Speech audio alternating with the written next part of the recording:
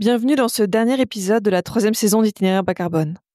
Déjà cette semaine que nous explorons ensemble la thématique de la mobilité employeur au travers de la réglementation, du diagnostic, des différents modes de transport, des bénéfices économiques et santé, de l'inclusivité, de l'électrification et de l'autopartage. Nous arrivons en fin de parcours et il est temps pour nous de prendre de la hauteur sur les enjeux de la mobilité en général et la mobilité employeur. Retournons en arrière, regardons ce qui a déjà été mis en place, les efforts et les moyens déployés pour faire de la mobilité durable un changement permanent. Ainsi, nous aurons une vision du chemin parcouru et nous pourrons ensuite nous concentrer sur tout le chemin qu'il reste à faire. Les enjeux sont multiples, les acteurs du changement hétéroclites et les problématiques s'inscrivent dans des sujets plus globaux. Pour illustrer cet épisode, nous appuierons sur l'expertise d'Éric Boiron, animateur du groupe de travail Mobilité Employeur de la PCC. Bonne écoute!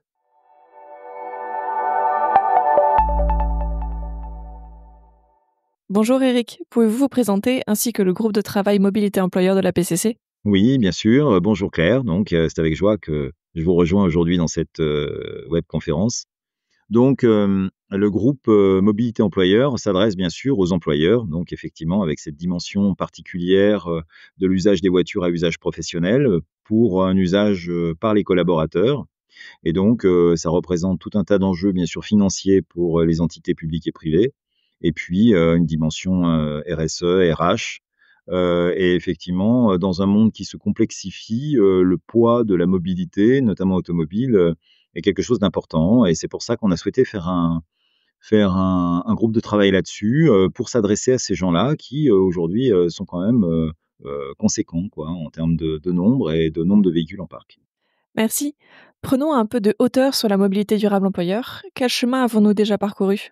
Eh bien, disons, l'inscription de la mobilité durable comme enjeu, politique, c'est quand même assez, marqué aujourd'hui, hein. On voit qu'il y a tout un tas de réglementations qui veulent, impliquer, plus les acteurs économiques, publics et privés. Les 2 sont importants, dans la transition énergétique puisque effectivement, la durée de détention en règle générale, par les entreprises, des véhicules est plus courte et on souhaite, s'appuyer, enfin les pouvoirs publics souhaitent s'appuyer sur ces gens-là.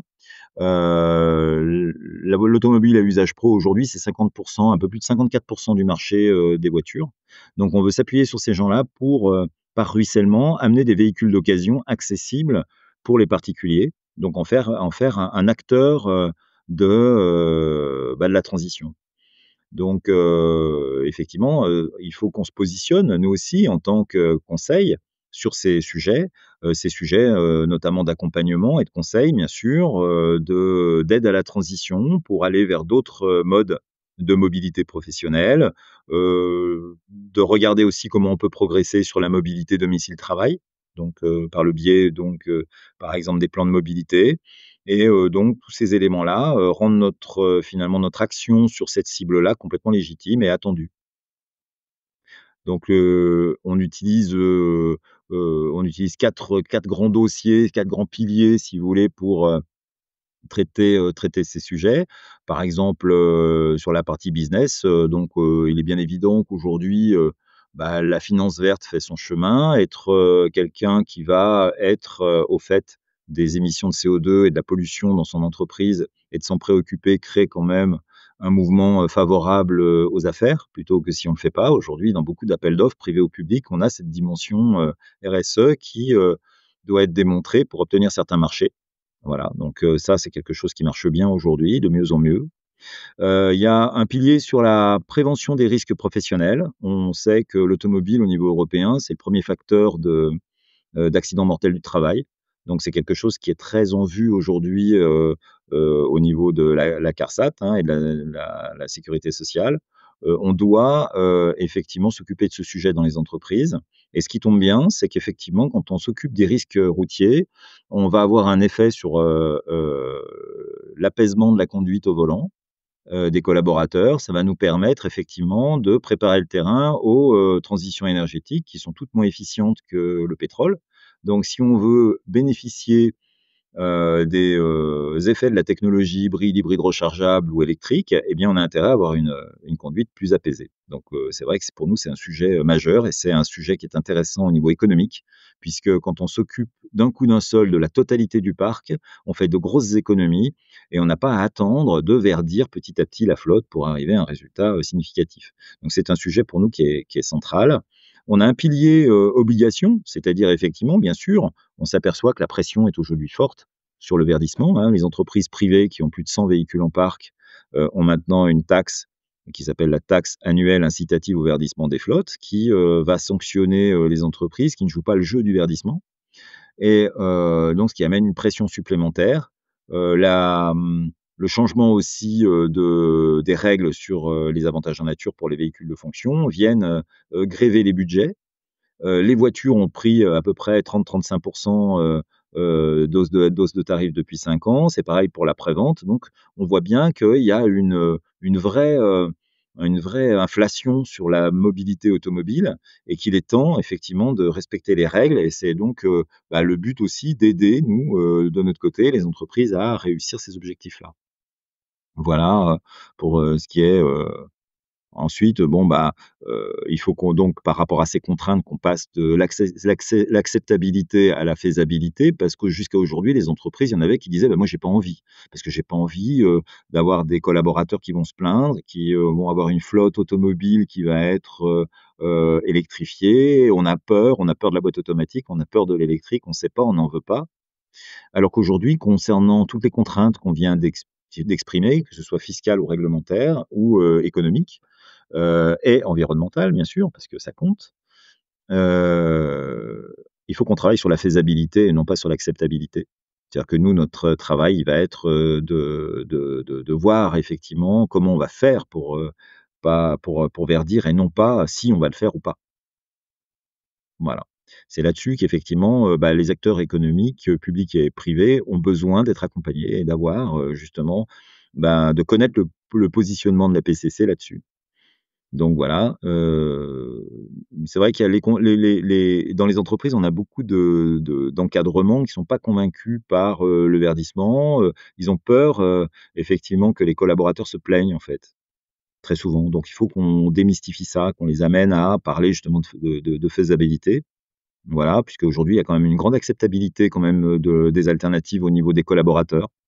On s'aperçoit quand on fait des enquêtes que c'est généralement plébiscité aujourd'hui la transition, pas pour tout le monde bien entendu, mais suffisamment pour honorer, les, obligations qu'on a à respecter.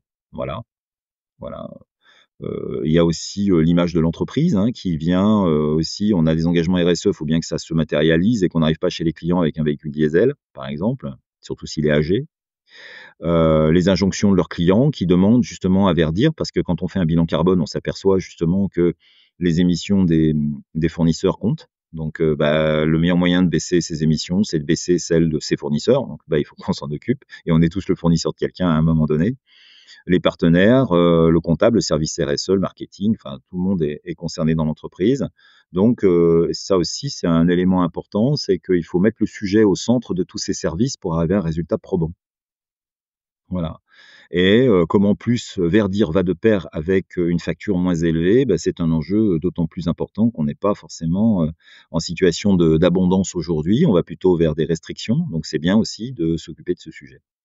Voilà et puis, on a d'autres effets, corollaires comme par exemple, le recrutement. On a, effectivement pour recruter, besoin d'afficher aussi, une certaine désirabilité en travaillant dans une entreprise peut-être qui respecte l'environnement, qui est, en lien et qui est cohérente par rapport à ses annonces, sur internet et d'avoir, la capacité de bosser dans une entreprise, alignée avec des valeurs qui sont les nôtres. Merci Eric. L'apparition de nouvelles manières de faire engendre du positif, mais engendre inéluctablement des dérives. Quels sont les points d'attention sur lesquels nous devons travailler? Alors, oui, c'est sûr que notre travail, c'est de faire en sorte déjà, là, beaucoup de problèmes viennent du fait quand même que, dans les entreprises, il y a pas beaucoup de données exploitables. En fait, l'automobile est souvent, on parle de mobilité, mais on parle surtout d'automobile parce que je pense que tout ce qui est automobile restera quand même central dans les mobilités, surtout dans les entreprises où on a des choses à transporter parfois ou des kilomètres à faire, surtout à l'extérieur. Ça sera compliqué d'aller au-delà des 54%, de 50% de mobilité autre que l'automobile. Donc ça restera, je pense, un majeur. Faut pas fermer les yeux là-dessus. En revanche, les moyens d'action, et les dérives viennent du fait que, dans les entreprises, on a peu de data sur la mobilité, sur les trajets. On ne sait pas trop comment sont utilisées les voitures, donc on perd un peu le contrôle de ça. On a aussi un problème de formation parce qu'aujourd'hui, par exemple, il n'existe pas de formation certifiée de gestionnaire de flotte. Donc c'est pas un métier, en fait, qui est reconnu. On a plusieurs origines, hein, de gestionnaires de flotte. Vous pouvez avoir des gens qui sont issus, du voyage, par exemple. Vous pouvez avoir des gens qui sont issus de la technique, d'anciens techniciens automobiles, par exemple. Beaucoup dans le public font ça. Vous avez des gens qui s'occupent des services généraux, mais qui n'ont pas de formation liée typiquement à la voiture et qui gèrent d'autres types de biens, dans, l'organisation. On n'a pas pris conscience, du temps, nécessaire à la gestion d'une flotte. On va dire qu'au minimum, c'est 15 heures par voiture et par an. Donc, ça veut dire qu'à partir de 100 bagnoles, on perd pied, quoi. Si on n'est pas staffé, c'est très compliqué de gérer efficacement la flotte et d'avoir tous les leviers, de voir toutes les dérives possibles, au travers d'une flotte, auto. Et à ce moment-là, on peut se tromper et on peut prendre des mauvaises décisions, et cetera. Donc ça, c'est quand même très, très important, de voir comment on peut mieux comprendre les trajets pour voir comment on peut les remplacer par autre chose de moins polluant et de plus économique. Donc ça, c'est voilà. Pour ça, bon, bah, quand on en est là, nous, ce qu'on peut proposer, c'est des diagnostics, hein, de faire un diagnostic et de s'interroger sur le besoin de mobilité réel de l'entreprise en interrogeant justement ces questions-là, hein, comment on peut justement, faire pour, avoir des réponses à apporter par rapport à ces questions, sur, bah, justement les différentes possibilités qu'on a de transformation de la mobilité en trottinette, en vélo, en véli aussi, les véhicules légers intermédiaires, les quadricycles, économiques en version électrique, pourquoi pas. Heu, le fait aussi de s'interroger sur la durabilité, parce qu'aujourd'hui on cherche à avoir, des voitures qui sont plus durables dans les parcs, arrêter ce changement permanent de voiture pour effectivement avoir un temps d'usage qui va permettre d'absorber le coût, élevé aujourd'hui des moyens de mobilité et d'amortir un petit peu plus sur plus longtemps. Voilà. Ça, c'est aussi un axe, intéressant, généralement, c'est ce qu'on essaye de faire. On a aussi, des éléments, des questions sur le vélo où effectivement on pensait pendant un temps, bah, remplacer pas mal de déplacements auto en vélo et on s'aperçoit qu'il y a plusieurs problèmes au niveau du vélo, notamment, et il faut pas les nier, il faut les apporter des réponses à ça. Le vélo apporte plus de dangers routiers, puisqu'il y a une fragilité du cycliste. Comment s'assurer qu'on porte bien les protections, le casque, les gants, Hem, comment faire en sorte que, bah, le vélo soit utilisé dans l'entreprise? Ça aussi, c'est un sujet parce qu'on s'aperçoit aussi que quand il fait beau, pas trop chaud, eh bien, on va utiliser le vélo, mais quand il fait froid, ou trop chaud ou qu'il pleut, bah, le vélo n'est plus utilisé. On va utiliser des moyens classiques, de mobilité. Donc ça, c'est des questions aussi qu'il faut, et puis, comment maintenir un bon niveau de maintenance, des vélos en parc? Donc ça aussi, c'est des questions qu'il faut qu'on se pose. Et puis, l'émergence des vélis, des véhicules légers intermédiaires, où là, ce sont des quadricycles ou des tricycles, qui sont, quand même, parfois plus faciles à utiliser pour tout un chacun. Quand on fait pas de vélo, c'est compliqué de faire du vélo, mais quand on est habillé normalement, pareil. Donc on va parfois, quand il fait froid, quand il y a des intempéries, peut-être, avoir plus de facilité. Quand on a des choses à transporter aussi à utiliser un quadricycle ou un véli, adapté. Et ça, c'est émergent et c'est vrai que les gens se voient pas rouler dans des trucs pareils parce que ça a des formes un peu bizarres et novatrices, mais ça peut être aussi, ludique et sympa. Voilà un petit peu les problématiques qu'on a, dans, le cadre de la gestion des flottes aujourd'hui et les questions qu'on peut se poser, en interrogeant aussi les financements. Puisqu'effectivement aujourd'hui, bon, bah, dans les entreprises pour, vous dire, enfin dans le public, on a un petit peu de location longue durée, mais essentiellement de l'investissement, de l'achat. Et puis dans le privé, on va dire il y a 50 de location et on va avoir du crédit bail et du crédit classique et de l'achat comptant. C'est vrai que, lorsqu'on va mixer toutes ces sources de financement et l'origine des véhicules, bah, il va falloir gérer ça. Gérer un vélo se gère pas comme un Véli, qui ne se gère pas comme une voiture, qui ne se gère pas, de la même manière si c'est un thermique, un électrique, un hybride rechargeable. Quelles sont les durées de détention optimales? Comment je vais faire pour les revendre, pour m'en débarrasser quand ils sont, plus dans la norme de notre pratique, de nos usages? Toutes ces questions-là, il faut apporter des réponses. Merci Eric. Pour en savoir un peu plus, sur, quand choisir une voiture électrique, je vous invite à consulter la note de positionnement de la PCC qui a pour titre «Mobilité, quand faire le choix de la voiture électrique». Je vous mets le lien en description. Maintenant, quel chemin reste-t-il à parcourir? Mais il y a beaucoup de choses à faire, par exemple, ce que je remarque moi, si on veut mettre plus de vélos, heu, je pense qu'il faut globalement apaiser les conduites de tout le monde. C'est-à-dire, c'est pas normal que les vélos respectent pas les règles de la route. C'est pas normal non plus que les voitures, roulent de manière, comment dirais-je? Agressive, et notamment surtout avec les vélos. On a eu des exemples dans l'actualité, dramatiques, sur des gens qui se sont fait écraser, par des automobilistes un peu impatients, ou pas contents. Donc ça, c'est vrai que d'apprendre à faire rouler les voitures électriques, les trottinettes, et cetera, et les vélis, sur de mêmes infrastructures, c'est compliqué, quoi. Donc c'est vrai qu'il faudrait qu'on arrive à apaiser cette conduite. Donc ça se fait par les pouvoirs publics, de bonne manière et de moins bonne manière, je dirais, bon, en embêtant les automobilistes et en réalisant ou pas des infrastructures partielles, parfois, notamment pour le vélo et un petit peu dangereuses pour le vélo. Donc ça, c'est un vrai travail de sécurité routière à engager au niveau global, pour amener une route plus apaisée, hein, au niveau des déplacements. Changer les comportements. Bon, effectivement, il faut, aussi, et ça va toujours de pair avec, apaiser la conduite, toutes les technologies alternatives nécessitent, une conduite particulière et qui ont un point commun, c'est qu'il faut, conduire de manière apaisée, tranquille et souple pour en obtenir tous les bienfaits. Par exemple, on parle pas mal, des, PHEV, donc des véhicules hybrides rechargeables, qui ne sont pas rechargés, par exemple. Donc là aussi, à partir du moment où dans une entreprise, on va, attribuer un véhicule en hybride rechargeable, bah, s'assurer que le véhicule est bien, exploité, pour, la qualité de la technologie qu'on a achetée et non pas, pour des questions uniquement économiques et fiscales. Hein, d'ailleurs, pour info, la Belgique vient d'annoncer qu'ils allaient supprimer les avantages, liés à l'hybride rechargeable. C'est tout ce qu'on aura gagné, quoi. Parce qu'il y a des gens qui, heureusement, utilisent l'hybride rechargeable convenablement, c'est-à-dire qu'ils roulent en semaine la totalité du temps en électrique, hein, surtout qu'aujourd'hui, on arrive à trouver des voitures qui ont 100 kilomètres, plus de 100 kilomètres d'autonomie électrique. Toute la semaine, ils roulent en électrique et puis quand ils ont un sujet de déplacement plus long, préfèrent avoir du thermique et à ce moment-là, bon, on a quand même le bénéfice d'avoir des émissions maîtrisées, sur la partie semaine et un peu plus carbonées, même si c'est pas idéal, c'est une belle alternative. Par contre, bon, bah, tout risque de tomber à l'eau à cause de comportements, déviants, on a un hybride rechargeable, mais on se sert du moteur pour recharger la batterie et donc on n'a aucun bénéfice, environnemental, quoi. Voilà.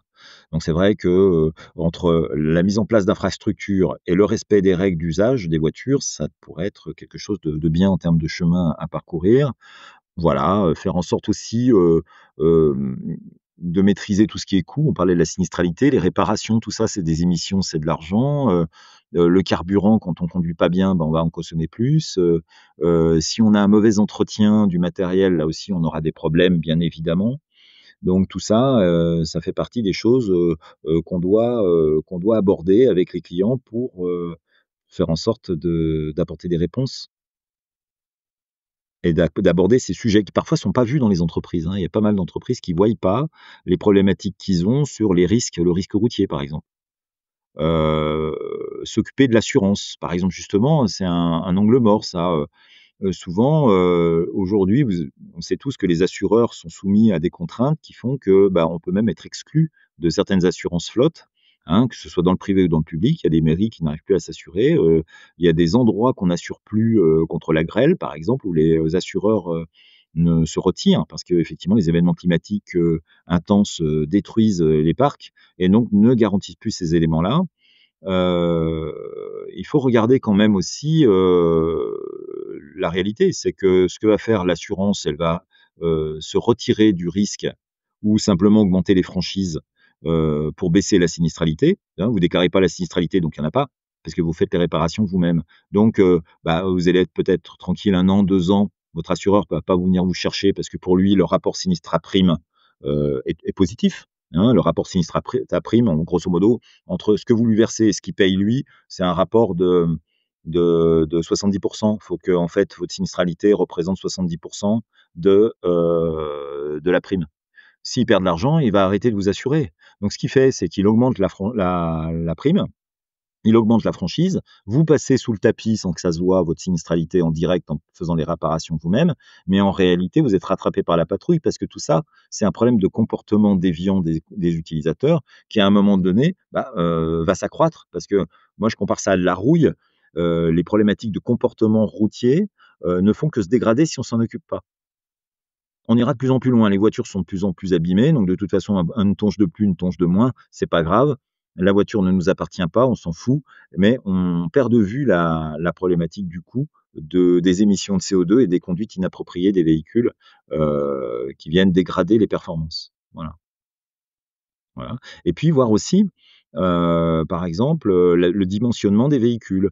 Aujourd'hui, on a tout un tas d'alternatives. On a parlé des vélis. Pour les véhicules utilitaires aussi, très souvent, on va acheter un véhicule utilitaire, qui devra faire tous les usages, même les usages exceptionnels. C'est vrai que de temps en temps, on a besoin d'avoir, 12 m3 dans un véhicule utilitaire une fois par an, alors qu'on pourrait très bien, le reste du temps, prendre un 5 ou un 6 m3 qui est plus petit, avec un moteur plus petit, plus économique, moins polluant. Mais qui peut le plus, peut le moins, donc on va aller chercher, l'exception pour pouvoir y répondre au cas où. Donc ça aussi, c'est un problème de dimensionnement. C'est vrai aussi pour dans beaucoup d'entités où on va prendre des véhicules 5 places pour faire des déplacements internes. Alors parfois on en a besoin, mais très souvent on n'en a pas besoin. 2 places, ça suffit. Puis 2 places pour un petit véhicule type, Véli ou Mobilize de chez Renault, là, les petits 2 places ou Citroën Ami feraient très bien l'affaire. Et c'est très peu polluant et très durable. Voilà. Et on le fait pas parce qu'on n'a pas l'imagination, on ne sait pas, quoi, on n'a pas l'information. Voilà. Et pareil, souvent on surdimensionne les bornes aussi, les bornes de recharge. Ça sert pas à grand chose. Voilà. Donc tout ça est surdimensionné. Voilà. Donc ce qu'il nous reste à faire, c'est, effectivement de se porter à la hauteur de ces gens-là, d'apporter du conseil, heu, voilà, de leur apprendre à favoriser les transports les moins émetteurs et à les définir. Voilà, et de faire en sorte que, on puisse respecter la réglementation. Merci Eric. Pour terminer cet épisode et cette saison mobilité du podcast Itinéraire bas carbone, quels sont les messages à retenir selon vous? Déjà que, il faut pas perdre de temps et de retard, hein. Je dirais qu'il faut enclencher tout de suite, la marche avant, plus on va prendre de retard, plus ça sera difficile de changer parce que, le changement devra s'avérer brutal et ça sera difficile à piloter. Donc le meilleur des conseils déjà, c'est de faire, les choses, de manière progressive, et adaptée, en s'en occupant maintenant. Donc c'est maintenant qu'il faut enclencher, le truc. Penser, faisabilité, est-ce qu'on va le faire? Est-ce qu'on va pas le faire? Il faut vraiment travailler sur des plans de mise en œuvre, de manière à pouvoir, les amorcer avec le maximum de confort pour tout le monde. Voilà. Il faut que faire de la mobilité un sujet important dans l'entreprise, pas déléguer ça à quelqu'un qu'on appelle le gestionnaire de flotte et qui, doit être là pour, garantir de la mobilité aux utilisateurs. Il faut que ce soit quelqu'un qui interagisse avec tous les services, de manière à, faire de la mobilité quelque chose d'important au sein de l'entreprise. Par exemple, la sinistralité, c'est quelque chose qui se résout très bien à partir du moment où, à haut niveau dans l'entreprise, on en fait une valeur forte en disant: nous, par exemple, à partir de maintenant, nous, on veut faire de la sécurité quelque chose d'important parce qu'on veut que tous nos agents, nos collaborateurs rentrent chez eux en bonne santé le soir et on veut que vous adoptiez une conduite, apaisée et pour ça, on va vous aider. Donc, à mettre en place un plan de prévention du risque lié à la mobilité. Expliquer ce que l'on fait et ne pas laisser le gestionnaire de flotte comme quelqu'un qui serait, au service, des agents pour avoir une bagnole, celle qu'ils veulent, quand ils veulent, où ils veulent, pour rouler. Donc faut faire de ce service quelque chose d'essentiel, hein. Voilà. Se faire éventuellement conseiller si on n'a pas toutes les réponses. Former, bien sûr, les parties prenantes, hein, de manière à bien comprendre, comment ça marche, de manière à devenir autonome, hein. Si on est, bien formé, on va pouvoir, en autonomie, gérer, sa mobilité, au mieux, des ressources, que met en œuvre, l'entreprise, hein, pour ça, hein. Utiliser des outils, hein, comme, des outils de gestion, des outils de télématique, de pilotage, d'analyse des trajets. notamment pour l'autopartage. On n'a pas parlé de l'autopartage et pourtant c'est essentiel puisque le but du jeu, ça serait d'avoir une ressource moindre et de pouvoir partager cette ressource pour malgré tout satisfaire tous les besoins dont on a en termes de mobilité. C'est possible avec de l'autopartage à condition de piloter le parc comme il se doit avec des outils appropriés. Donc ça, c'est essentiel. Voilà, et puis, bon, bah, voilà, l'idée, c'est de faire des choix, de les mettre en œuvre, de suivre effectivement les plans d'action, de manière régulière. Si on met un plan d'action sur la sinistralité, est-ce qu'elle baisse vraiment? Est-ce qu'on est dans les, objectifs? Pareil pour les émissions, pareil pour les consommations et les budgets, hein. C'est tout à fait possible, hein, de maîtriser tout ça, à condition, bah, d'avoir bien compris que c'est quelque chose dont on doit s'occuper si on veut pas voir s'envoler les coûts de manière, prohibitive. Merci beaucoup, Eric. Au revoir. Au revoir.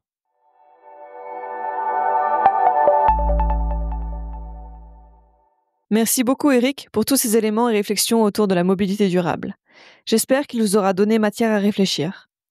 Cet épisode vient clôturer notre saison sur la mobilité employeur. J'ai été ravie d'être avec vous pendant toutes ces semaines. Merci à vous de nous avoir suivis.